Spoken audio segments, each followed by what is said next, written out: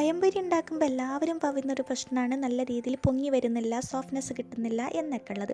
എന്നാൽ നമുക്ക് കടയിൽ ഉണ്ടാക്കുന്ന അതേപോലെ തന്നെ അതേ ടേസ്റ്റിൽ നമുക്ക് വീട്ടിലുണ്ടാക്കിയെടുത്താലോ. അപ്പോൾ അതിനായിട്ട് 3 ടേബിൾ സ്പൂൺ മൈദപ്പൊടിയിലേക്ക് 1/2 ടേബിൾ സ്പൂൺ അരിപ്പൊടിയും ആവശ്യത്തിന് ഉപ്പും ഒരു നുള്ള മഞ്ഞൾപ്പൊടിയും പിന്നെ നമ്മുടെ സ്പെഷ്യൽ ആയിട്ടുള്ള ദോശമാവ് 2 ടേബിൾ സ്പൂണും ആവശ്യത്തിന് വെള്ളം കൂടി ചേർത്തിട്ട് മിക്സ് ചെയ്തെടുക്കാം. പിന്നെ മിക്സ് ചെയ്യുമ്പോൾ വളരെയധികം ലൂസായി പോകരുത് കേട്ടോ, അത്യാവശ്യം നല്ല കട്ടിയിൽ തന്നെ മിക്സ് ചെയ്തെടുത്തോളൂ. ഇനി നമുക്കിതാ പഴമൊക്കെ ഒന്ന് കട്ട് ചെയ്തെടുക്കാം കേട്ടോ. അപ്പോൾ ഞാൻ നീളത്തിൽ കട്ട് ചെയ്തതായിരുന്നു, പക്ഷേ പൊരിച്ച് എടുക്കാനുള്ള ബുദ്ധിമുട്ടുണ്ട്, അതിൻ്റെ നടും കൂടി കട്ട് ചെയ്തിട്ടുണ്ട്. ഇനി നമുക്ക് മാവിൽ മുക്കിയിട്ട് ഓരോന്നും പൊരിച്ച് കോരിയെടുക്കാം.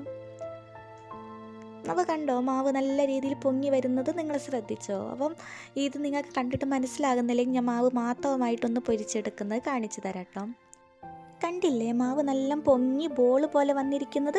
ഇനി ഇതുപോലൊക്കെ ഒന്ന് പഴംപൊരി ഉണ്ടാക്കിക്കോളൂ, വീട്ടുകാരെ ഞെട്ടിച്ചോളൂ കേട്ടോ. പുതിയ വീഡിയോ ആയിട്ട് കാണാം.